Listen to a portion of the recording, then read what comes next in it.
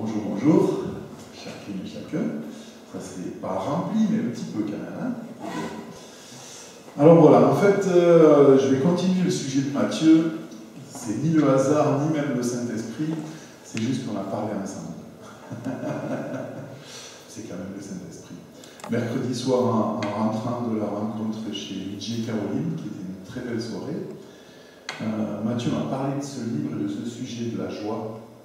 Puis ouais, c'était un sujet que j'avais un peu là sur le coin depuis un petit moment. Je me dis, tiens, c'est l'occasion d'aborder ça. Je pensais, s'il fallait donner un titre, ça serait « Le bonheur de connaître la joie ».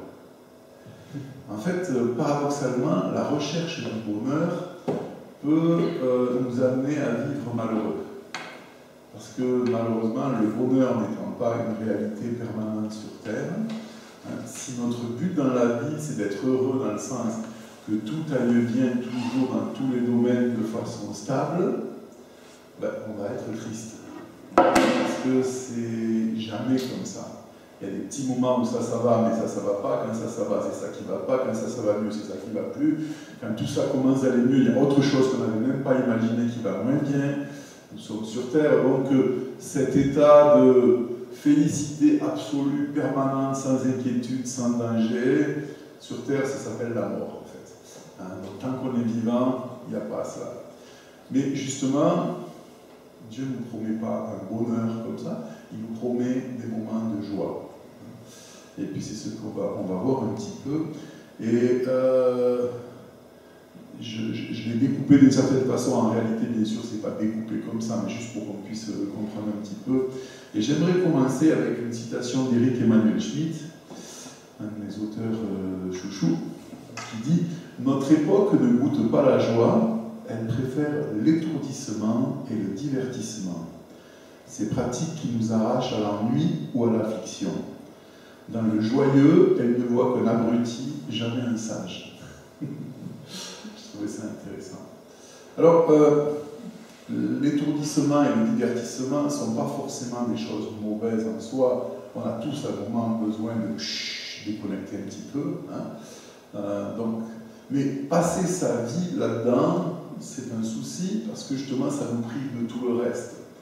Et ce besoin qu'on peut avoir d'oublier le réel pendant un moment et qui est légitime, et il y a des façons saines de le pratiquer, ne doit pas devenir le mode de vie. Or, on s'aperçoit, on a abordé le sujet de la méditation, encore une fois, de la vie intérieure, etc., mercredi soir, que pour beaucoup, le premier obstacle, c'est qu'on est toujours dans l'occupation, suroccupation. Donc, d'une certaine façon, le divertissement, même quand je dis divertissement, c'est pas forcément quelque chose de superficiel ou léger, mais la préoccupation permanente avec les activités.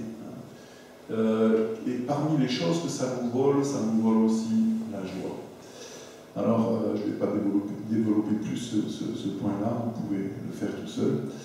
La joie, pourquoi nous pouvons expérimenter, ressentir la joie? C'est clair parce que nous avons été créés à l'image de Dieu et que Dieu connaît la joie, elle fait partie de lui. Hein. Il n'est pas que joie, mais il y a de la joie en lui et il nous a créés capables en tout cas de la ressentir. Je ne sais pas si les animaux connaissent la joie. Certains on dirait oui quand même. Hein.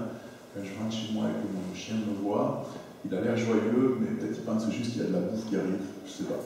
C'est une forme de joie aussi. Hein, voilà. En tout cas, pour les humains, on peut ressentir la joie, mais parce que nous sommes décentrés de Dieu, nous pouvons ressentir de la joie, ça c'est, on va aller en progressant, hein, même pour des choses mauvaises. J'ai été interpellé en regardant un petit peu les textes dans le Nouveau Testament, de voir que lorsque Judas est allé vendre Jésus au chef des Juifs, ils ont ressenti une grande joie. Parce qu'ils allaient pouvoir choper Jésus. Et en fait, sur le coup, j'étais surpris, puis je me suis rappelé, en fait, quand j'apprends une mauvaise nouvelle arrive à quelqu'un que j'aime pas, j'ai un premier sentiment de joie. J'ai dit, c'est pas bien, et puis je dis, pardon, mais hein, voilà. Donc, en tant qu'être humain, on peut ressentir de la joie, même pour une chose mauvaise. Hein. L'autre a perdu, j'ai gagné, oui, j'ai de la joie. Bon, encore ça, c'est pas pire, quoi. Donc la joie peut avoir des causes diverses, et pour nous humains, pas pour Dieu, elle peut même avoir pour cause quelque chose entre guillemets qui est mauvais. Hein. Ben ouais, je sais pas si c'est vraiment de la joie, mais je peux rire du malheur qui arrive aux autres, ou etc. Voilà. Et malheureusement, même ça peut arriver jusqu'à un point, et là c'est très grave, hein, où certaines personnes trouvent de la joie uniquement en faisant souffrir les autres. Alors, est-ce que c'est une maladie mentale ou pas? Mais en fait, ça peut aller jusque-là. Hein. Voilà. Ensuite, la joie est quelque chose, comme je l'ai dit, de naturel. Donc, qu'on soit croyant, pas croyant, bouddhiste, musulman, chrétien, athée ou ce qu'on veut, tous les êtres humains peuvent expérimenter la joie. Ce n'est pas du tout quelque chose qui est réservé aux gens qui ont une spiritualité. Et donc, premièrement, la joie est une chose naturelle à tous les humains. Et je dirais, les premières raisons de joie, qu'est-ce que c'est? C'est les bonnes nouvelles, entre guillemets. Je dis ça de façon très générale. Et j'apprends quelque chose qui me fait plaisir à moi. Alors on peut imaginer que de façon la plus basique, c'est je cherche à manger et puis je trouve à manger. Si je suis un chasseur-cueilleur, etc., ou j'ai attrapé du gibier et j'ai de la joie. Aujourd'hui, on va manger. Et c'est légitime. Dans nos sociétés où on ne se pose pas trop la question de si on va pouvoir manger aujourd'hui, il y a des tas de raisons d'avoir de la joie, des bonnes nouvelles. Voilà, j'ai une promotion au travail, j'ai réussi quelque chose, j'ai des vacances qui arrivent. Donc il y a tout ce niveau de joie qui est tout à fait légitime, là aussi, qui est correct. Mais on va dire que c'est quand même une joie très égocentrique, pas égoïste, mais tournée vers moi, ce qui me fait plaisir. Voilà. Et encore une fois, il n'y a rien de mal à ça, hein, c'est pas du tout quelque chose. Heureusement qu'il y a cette joie-là. Il me semble aussi que dans les choses naturelles et accessibles à tous, alors la notion peut être différente pour chacun, bien sûr, mais la beauté procure de la joie aussi. Certains sont plus sensibles que d'autres, ou d'autres moins que d'autres. Mais voilà, je sais que chez les Viguières, le coucher de soleil procure de grandes joies. C'est quelque chose d'un peu familial. Plus certain que un beau tableau, une belle musique, un paysage, une atmosphère sereine. Voilà, la beauté apporte de la joie. La musique, etc. Et ça aussi, c'est parce qu'on a été créé par Dieu avec cette capacité-là, mais tous les humains l'ont qui pensent qu'elle vienne du hasard ou du singe ou de quoi que ce soit. Hein. Donc, c'est encore un point. Ensuite, il y a une joie toujours naturelle, toujours humaine et toujours accessible à tout le monde, mais qui est décentrée de nous.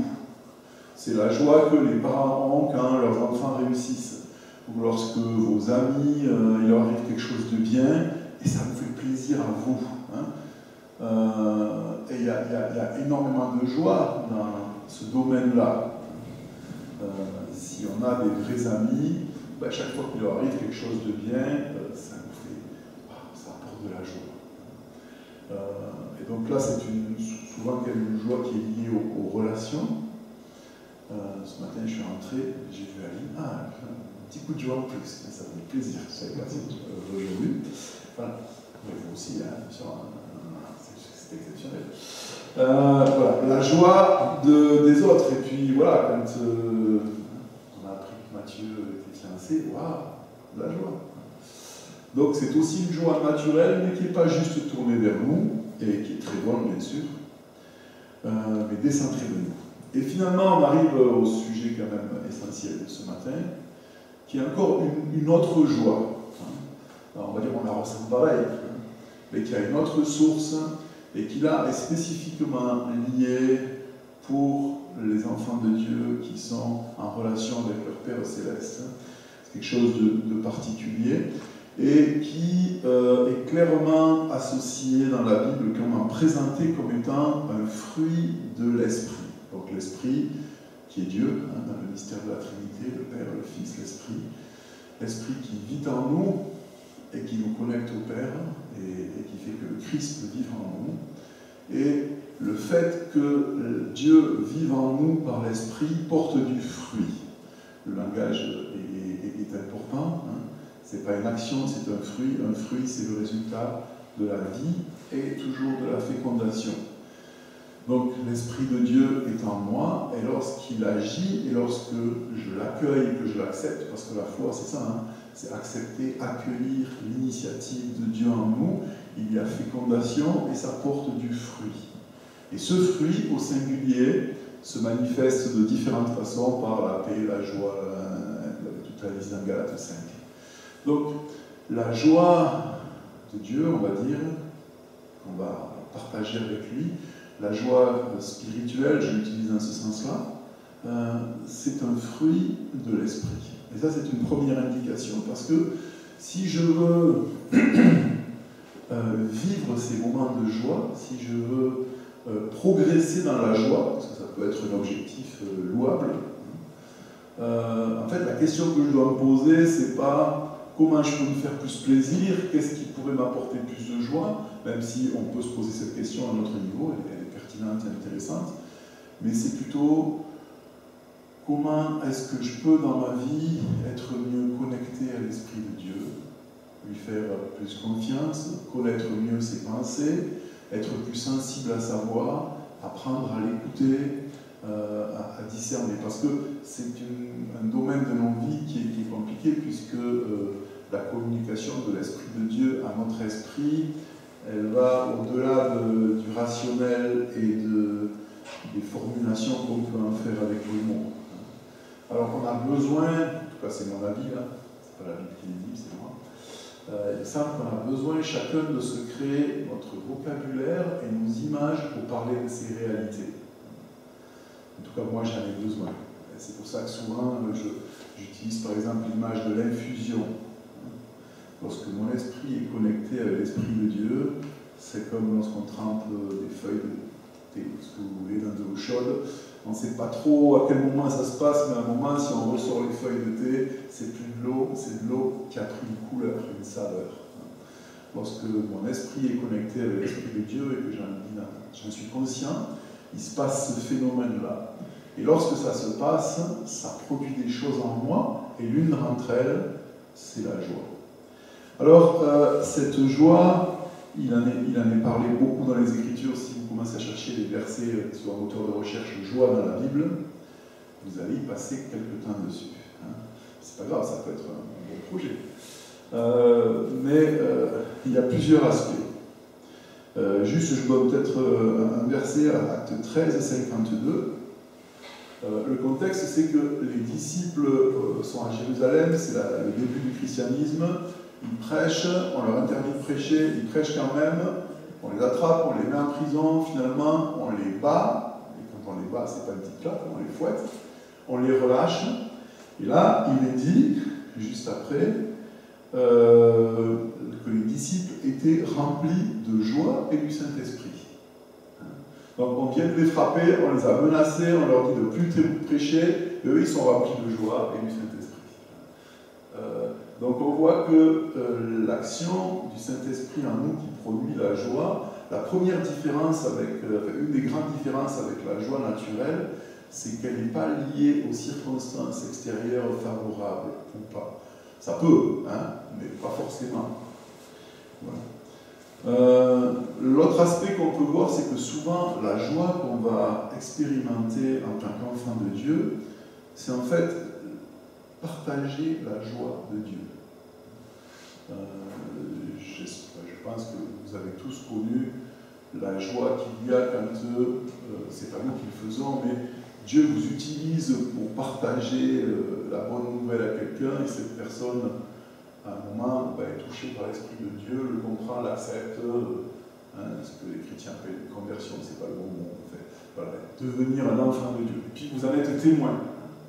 Et je ne sais pas pour vous, mais ça fait partie des plus grandes joies que j'ai connues dans ma vie, d'être là avec, d'être l'accoucheur, ou en tout cas témoin de la naissance plutôt, même si c'est pas mon père.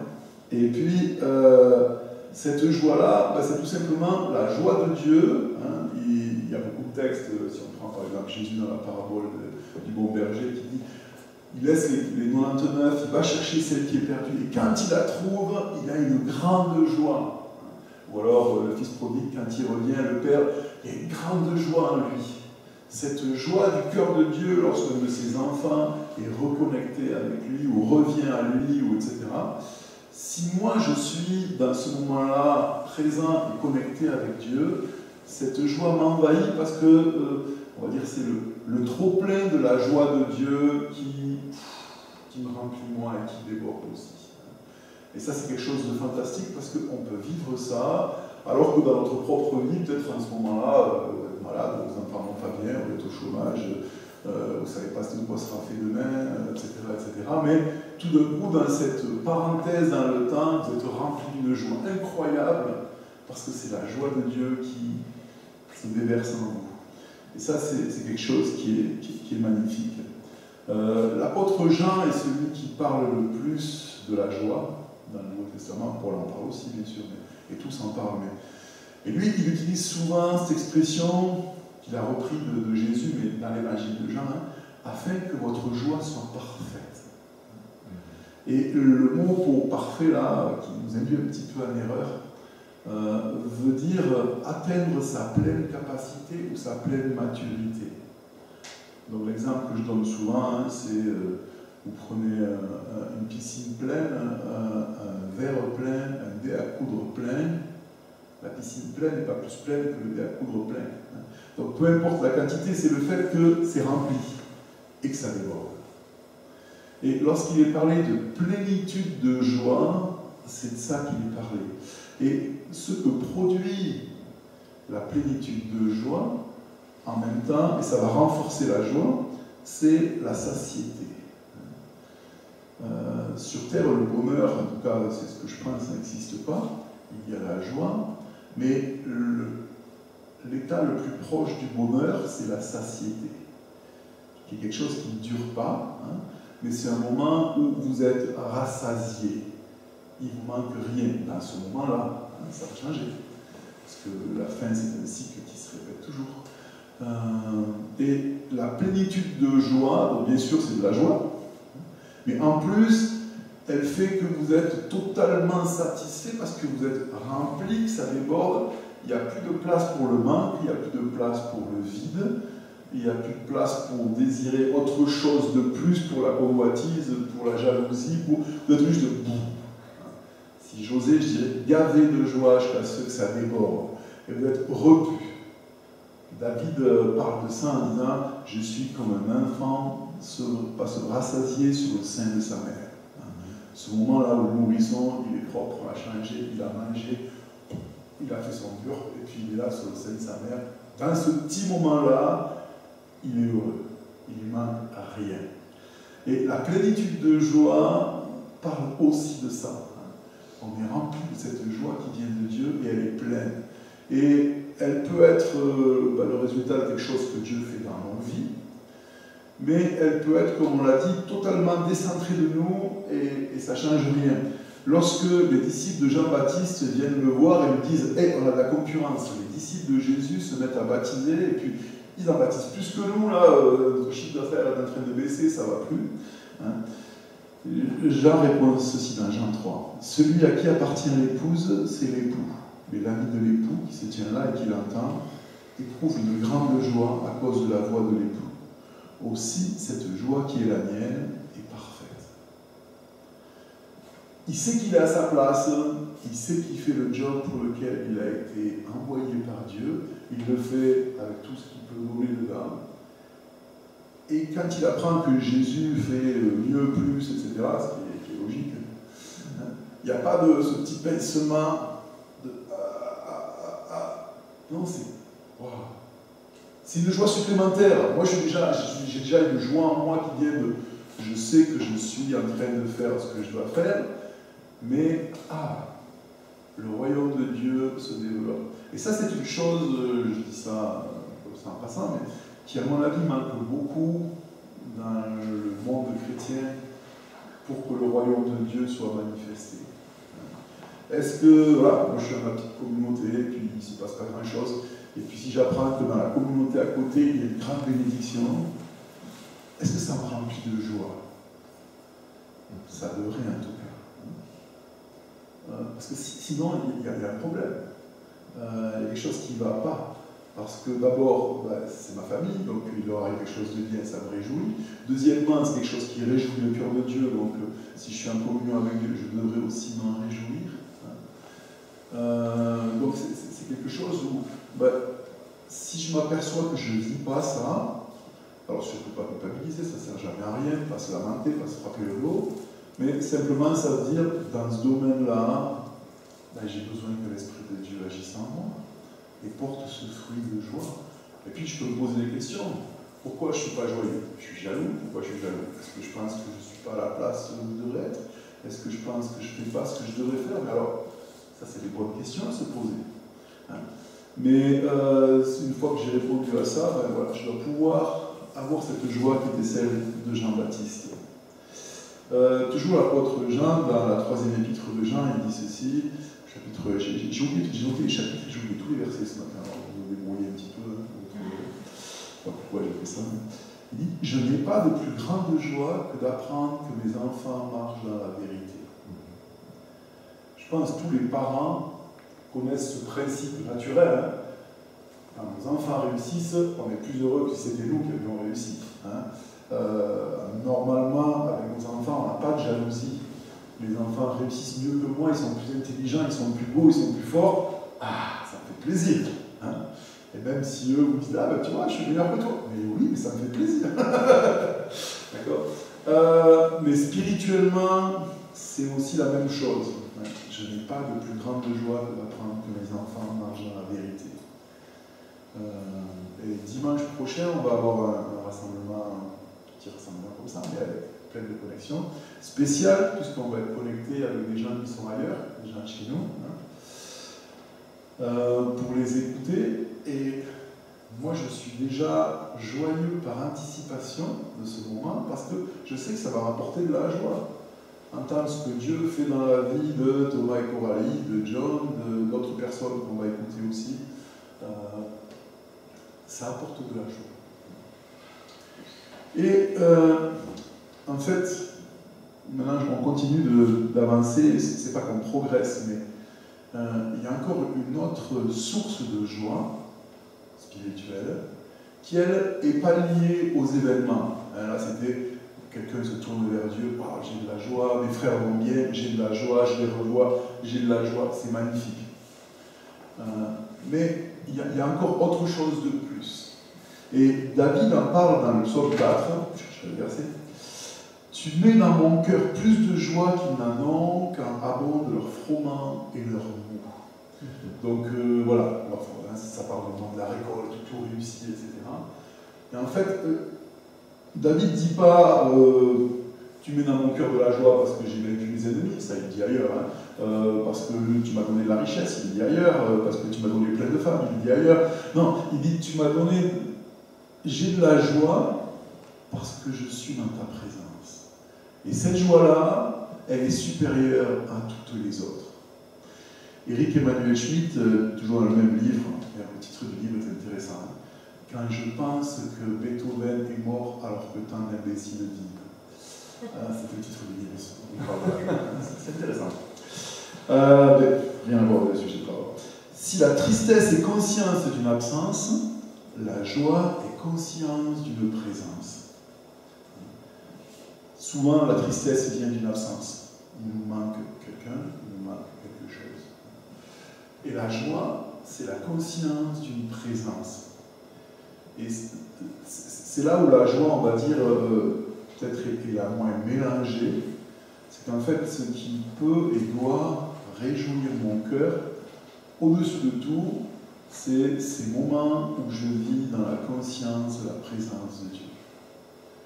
Et ça, c'est quelque chose de magnifique, d'incroyable, parce que personne ne peut nous le prendre, ça ne dépend d'aucune circonstance, et même, on peut le vivre au milieu de l'épreuve, de la difficulté et de causes de tristesse. Lorsque Jacques et Pierre, dans la Bible, disent « Considérez comme un sujet de joie les diverses épreuves qui vous arrivent », il n'est pas en train de dire « Soyez contents parce qu'il vous arrive des tuiles ». C'est pas ça. Il y a du bon sens quand même dans la parole de Dieu. Qu'est-ce qu'il est en train d'expliquer? Que dans ces moments d'épreuve désagréables qu'on aimerait éviter, qu'on n'aime pas et qu'on ne veut pas éviter et qu'on n'a pas besoin d'aimer, on peut rencontrer Christ. Et que la joie qui va ressortir de la rencontre avec Christ au milieu de cette épreuve, c'est quelque chose de magnifique. C'est de ça qu'il parle. Et c'est quelque chose qui est extraordinaire parce que on ne peut pas nous le prendre. Je ne sais pas si demain je serai en bonne santé. Je ne sais pas si j'aurai encore un travail. Je ne sais pas si le pays va aller mieux ou moins bien. Je sais pas. Il y a que des choses que je ne sais pas en fait. Mais je sais une chose, Dieu ne change pas. Personne ne peut me prendre ma connexion à Dieu. Et je peux trouver en lui la paix, la joie. Pas en permanence, pas tout le temps, parce que je suis humain et puis parce que je suis quand même touché par les choses qui me... Il ne faut pas transformer ça en quelque chose... Là encore, cette idée de bonheur que je pourrais être connecté avec Dieu tout le temps, 100% en permanence, et puis du coup je traverserai la vie sur un petit tapis volant. Non. Mais au milieu de toutes les difficultés, il y a ces pépites de joie qui sont là, et peut-être même des fois cette joie-là, c'est un peu bizarre à dire, mais on arrive mieux à la trouver dans les épreuves que quand ça va bien. Parce que lorsque la joie naturelle est là, et c'est bien, hein, ben elle nous suffit. Je suis en bonne santé, j'ai à manger, mon toit tient sur ma tête, mes enfants vont bien. Je suis joyeux, c'est bien, je suis satisfait. Et c'est très bien. Il ne faut pas acheter plus. Mais tout d'un coup, les choses vont moins bien, il y a des mauvaises nouvelles. Et puis là, je crie à Dieu, je me tourne vers lui, et puis il remplit mon cœur de joie. Et cette joie, elle est incroyable.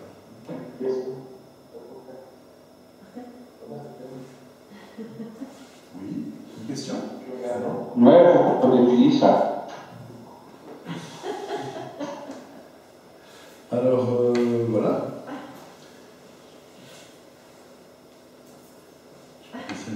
J'ai perdu le fil avec tout ça, mais je me réjouis d'entendre quelqu'un, ça veut dire qu'il y a quelqu'un de l'autre côté. Ça procure de la joie. Ouais, le point que je voulais encore ajouter, il y a ce verset dans, je ne sais pas lequel, dans le psaume 122, qui dit « Je suis dans la joie lorsqu'on me dit « Allons à la maison de l'Éternel ». Il y a de la joie dans les relations humaines en général, mais il y a une joie particulière lorsque les enfants de Dieu se retrouvent, peu importe comment ils se retrouvent, où ils se retrouvent, quand ils se retrouvent, c'est pas... Il n'est pas question ici d'un bâtiment ou d'un endroit. C'est comme un partage en direct, ces petits bruits.